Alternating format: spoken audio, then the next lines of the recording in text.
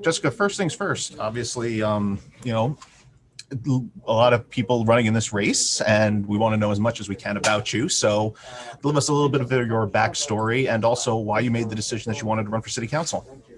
Yeah, thanks, Kurt.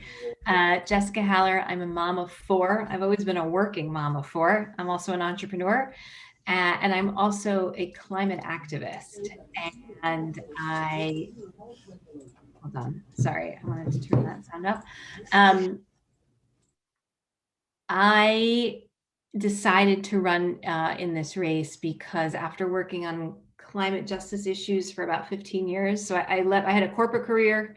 I walked out of it to pursue, to look around the world and say, we are not doing stuff right. There's clearly something going on, and figure out what it is that was going on that was wrong. So I got a master's degree in environmental science and policy. I was trained by Al Gore early on to come locally and teach, and I've spoken to public school children, and this is what's going on in the environment, and this is what's going on with people. And I decided to throw my hat into the ring because we've gotten to the point where education gets us so far, where market forces get us so far. And I've been an entrepreneur trying to work on socially responsible businesses, and realizing that it is not until we have elected leadership who fully understand the science, what the science tells us, and that everything is connected, that we're going to get from here to 2030 in one piece. And once I realized that, and there was an opening locally, and realizing the critical moment that we are in, by the way, before COVID, right? So launching on a platform of equity, resilience, and sustainability, when people said, well, what is she talking about? Right? And then we ran headfirst into crises of resilience and crises of equity, right? The COVID crisis brought out the fact that we are so inequitably treating our neighborhoods and that we're not living sustainably. So to understand that 100 years ago, science knew that people living in low air quality neighborhoods will die from respiratory illnesses at a higher rate, which is what happened during the flu pandemic in 1918. And then to be surprised 100 years later, when in the Bronx, we have highways crisscrossing, we have trucks coming down, we have traffic and pollution everywhere, we have disproportionate shares of infrastructure, that people are dying at a higher rate from COVID is silly. We can fix this. We can't wait anymore. We just need to put that first and center it, and then we will unravel so many of the problems that we have today. And Jessica, you're like you mentioned, we're an entrepreneur, climate activist. How does that experience particularly help you to be the best city councilor for this particular district? Yeah, it's about thinking. I'm always thinking 10 years ahead. So in 2008, I started with two NASA climate scientists. I started a business to bring data about the global climate issues down into our city. So in 2008, when the city administration was building a $3 billion development in Queens that would not withstand sea level rise, and they didn't realize, and our team said, hey, you're going to be underwater by 2050, you better rethink it. And they did. Right. And realizing that you need to think this way in city planning. So it's about thinking ahead. It's about functioning in uncertain frameworks. Things are shifting. You have to build, you have to build the staff, you have to pivot, managing budgets efficiently, managing people, understanding, the difference. There is a small difference between sort of market and customer and constituents, right? The constituents are your customers, and how to leverage tools to bring people in. And I think that my passion and my experience are well suited. And Jessica, when you have, obviously campaigning has been difficult with everything that's been going on, but when you do get a chance to speak to people who are out there and your possible constituents, what have they been telling you is like one of their biggest issues, one of the issues that is really important to them that you feel you can address right away? So we have actually been able to speak to a lot of people on the phones. We're having thousands and thousands of phone calls while being outside is very difficult right now. It's interesting. A lot of people, more people are more content than I was expecting. People are not always prepared with, these are the problems I have in my neighborhood. One of the very important things that I've realized about this district, particularly District 11 in the Bronx versus the other 50 districts in the city, is that each neighborhood really has a character. So when I talk to a mom in Wakefield, she's much more concerned with safety and with too many homeless shelters, some temporary, some permanent, being put in her district. That comes out clearly. When I talk to someone in Riverdale, they're really concerned with drag racing, unsafe streets, what's going on, with safety. I mean, I guess so safety is bubbling to the top a lot. When I talk to someone in Kingsbridge, they're concerned with, language access, unemployment, healthcare access. So, and because of that, we have to treat each neighborhood differently. And I don't mean differently. We have to treat each neighborhood the way it needs to be treated, right? Which means it's different attention for each neighborhood. I like to I've been referring to David Dinkin's notion of the gorgeous mosaic, that we're sort of taught that New York City is a melting pot. We all come together, right? My grandmother came through Ellis Island. That was a story in the 1920s. She literally got off the boat. They changed her name because it was too Hungarian. They said, your name is going to be Shirley now. Okay. And she entered the melting pot of New York. Today, we're a gorgeous mosaic. And in the Bronx, we demonstrate that with our communities in District 11. And I want to treat them that way. So one of the things I realize is that it's really about equitable distribution of resources. And I think I've introduced that language because it's now you hear it. You might hear it from other candidates.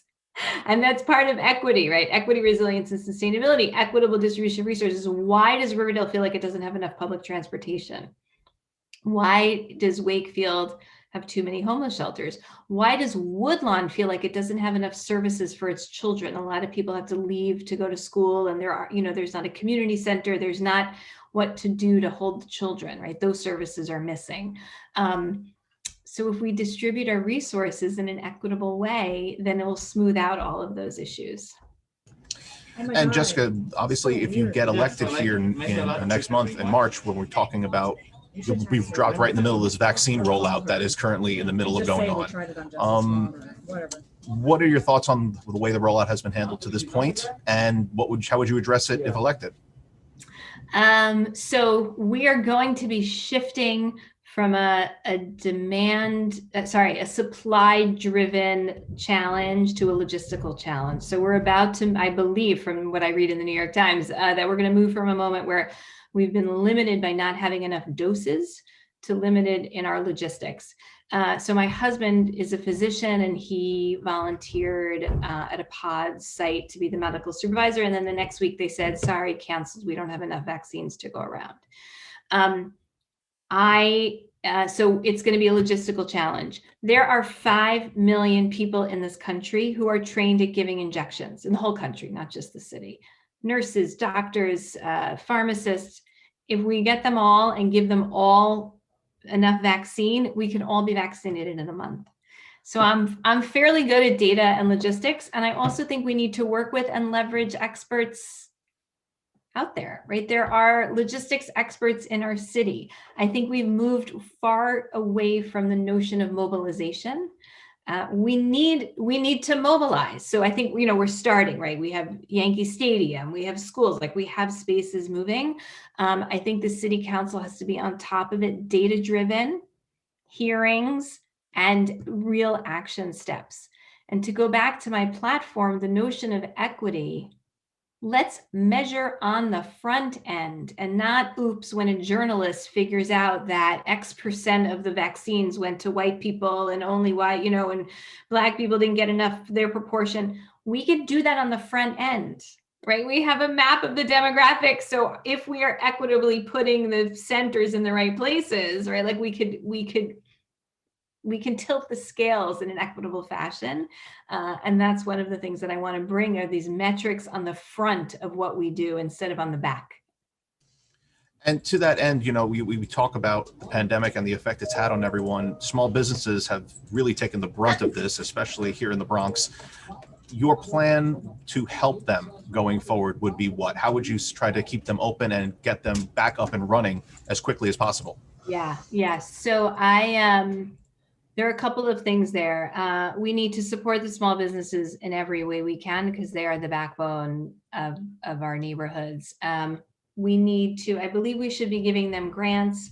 I believe we should be helping them. I mean, as it's going to get warmer again, we should help them with open streets. That's going to come around again, probably by the time this airs.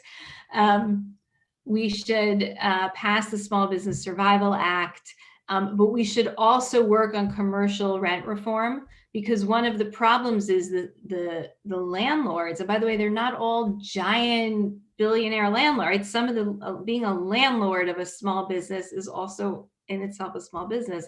The landlords need relief so they can pull the pressure off of the small business tenants.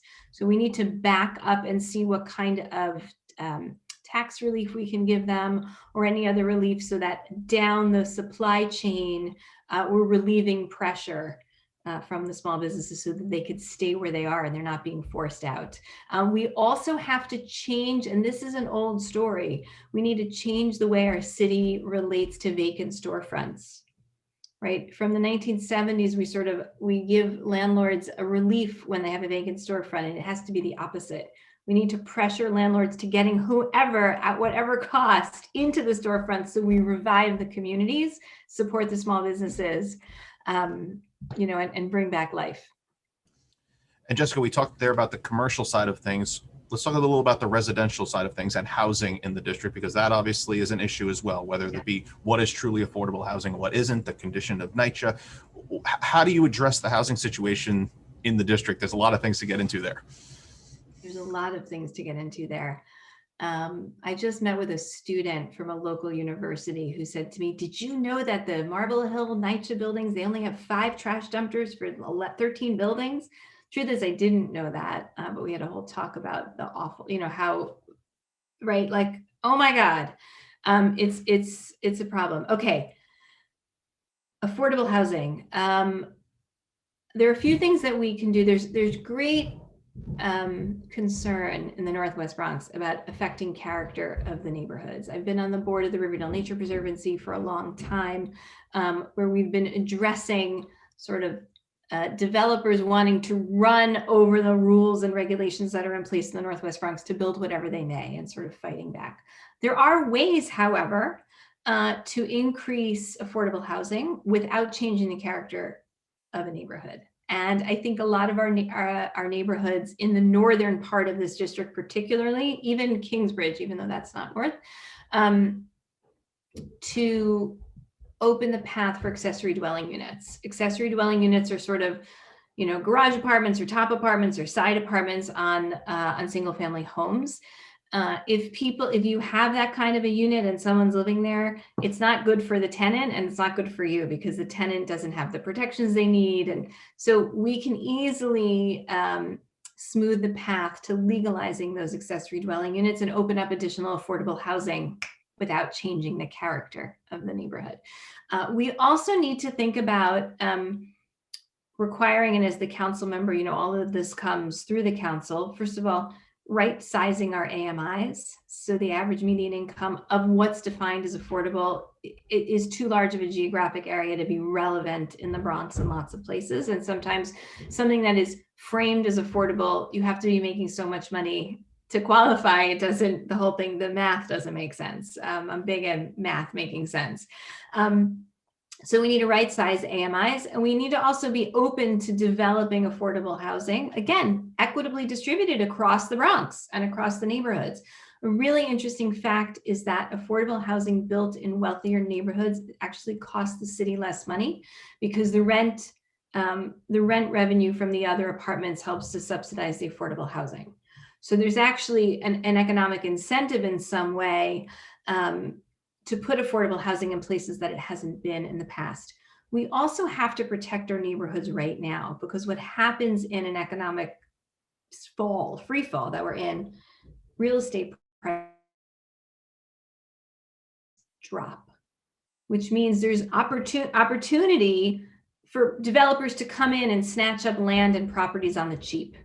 So what we need to sort of be on the lookout and protect our communities right now. Maybe it's an opportunity for the city to participate more and increase communal space. I believe in order to be resilient in the future, we're going to need more space for communities, for libraries, for people to gather at distance, for people to gather, in cooler weather. When you think about climate change, we need to have cooling centers that are actually cool, actually provide relief. We're going to need to do that. So that could be an opportunity for the city, and we have to be on the lookout. Jessica, what improvements would you like to see brought in for the city's public education system and for the kids to make sure that everybody's getting the same education throughout the district? Yeah, I believe we owe our children, the city owes our children right-sized classrooms. Hold on, as we say that, it's going to get really noisy in 1 second.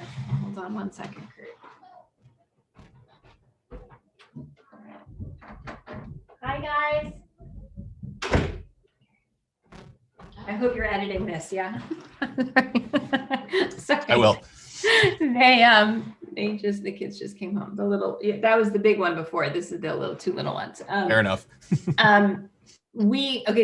For education, we owe our children right-sized classrooms. Actually, the state owes the public schools money, and the city owes the public schools smaller class sizes. We also owe our kids access to broadband and technology, and we also owe the parents access to the technology and training that they need, the broadband, right? It's not just give them broadband, but how do they use it and what are the devices to wipe out the inequities that we see during COVID and moving to Zoom school, and who can function in Zoom school and who can't function on Zoom school. The state owes our district alone, I believe it's nearly $24 million from the Equity in Education suit. We need it, right? Let's work with our state officials to bring that money in. I would also like to see a salad bar in every school and a community and a garden in every school, which sounds small, and maybe that's not a very expensive thing, right? A garden in every school, but those two things improve the lives, not only of the children, but of the grownups that the children live with, because they eat healthier and they're exposed to different things. And they're also exposed to concepts that they could take with them into the future. So I want to see all of those. And you mentioned there, I'm sure those are just part of some of the green initiatives and environmental aspects that, I know that's a passion of yours. What are some of the other green initiatives you'd like to see put into place in the district? So citywide, we have the Climate Mobilization Act. I believe Local Law 97 right now is under attack, which is painful, and I hope it holds. We need to move up the date.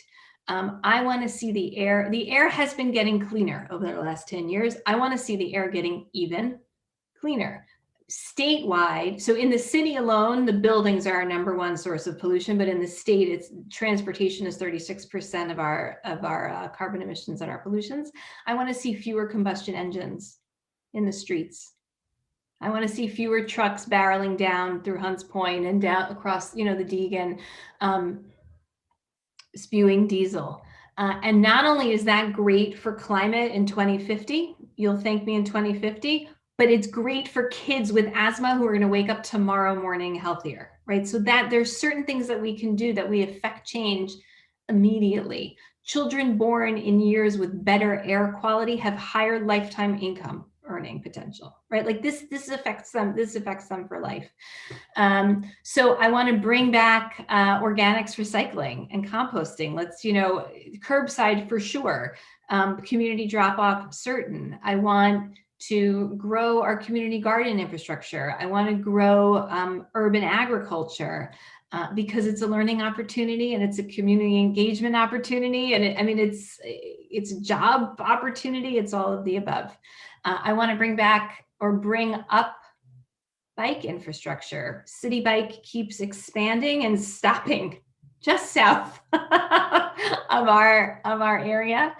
I want the city to invest in innovative microtransit ideas that are carbon free, that you can't even imagine what they're going to be yet, right? That you don't even know what it's going to be, because it's going to be accessible for people with disabilities, and your mom is going to be able to use it, right? You're not going to have to to bike up the hill or whatever, right?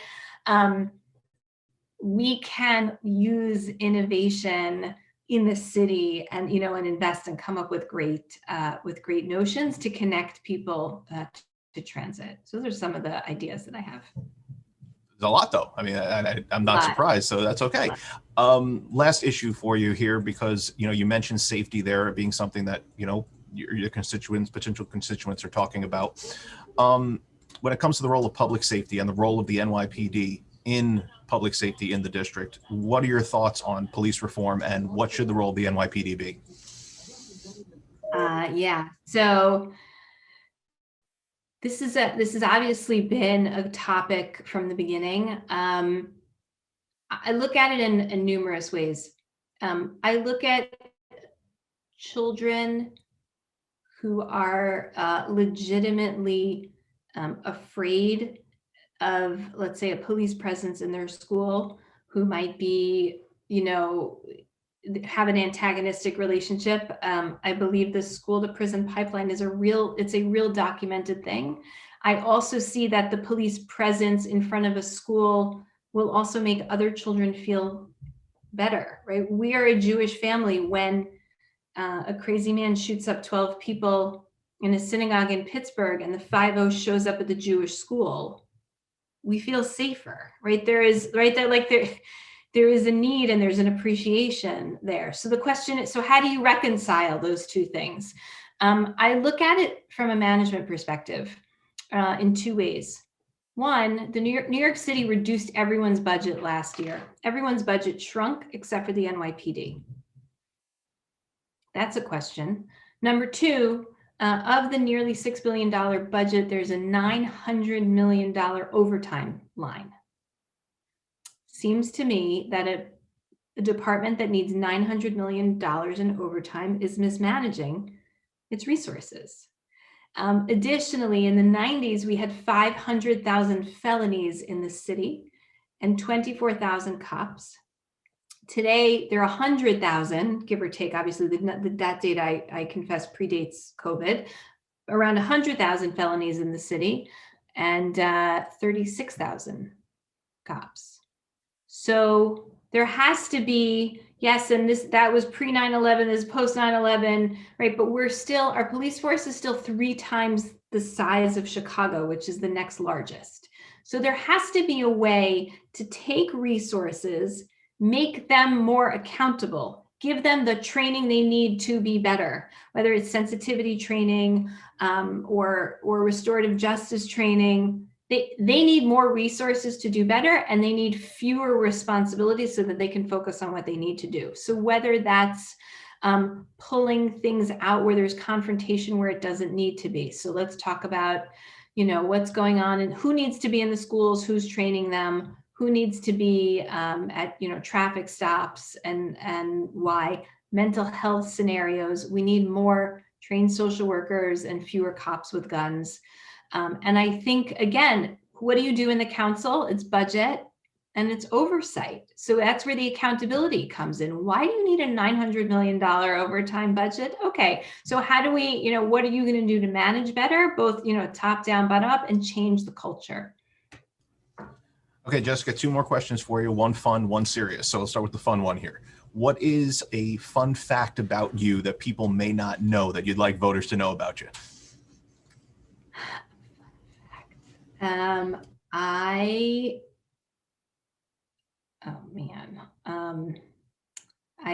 don't know. I love devil dogs. That's a fun fact, but that's I put that on Twitter. I used to work for Major League Baseball's commissioner's office. That's really, what'd you do? I was part of a team that built basically the backbone of the data system for the commissioner's office at baseball. So in the late 90s, literally the commissioner's office did not know how to give a player's stats from their minor league to their major league. Was in 2 different databases. Oh, wow. If you could believe it. Yeah, if you could believe it. Okay, so that's something I would not have. That's not something I would have not guessed. I would not have known that. I worked for MLB. Yeah, it was fun. Very cool. All right, and Jessica, last thing for you. There's multiple candidates on this ballot. what do you want people to know and remember about you when they head in to cast their vote that's going to make them fill in that bubble next to your name for this city council seat?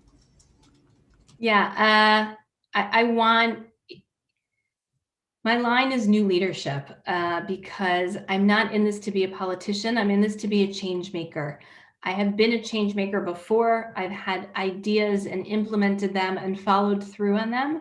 And the vision of an equitable, resilient, and sustainable Bronx is not about me. It's about our communities and building a future where my kids can thrive and your kids can thrive and where we all can.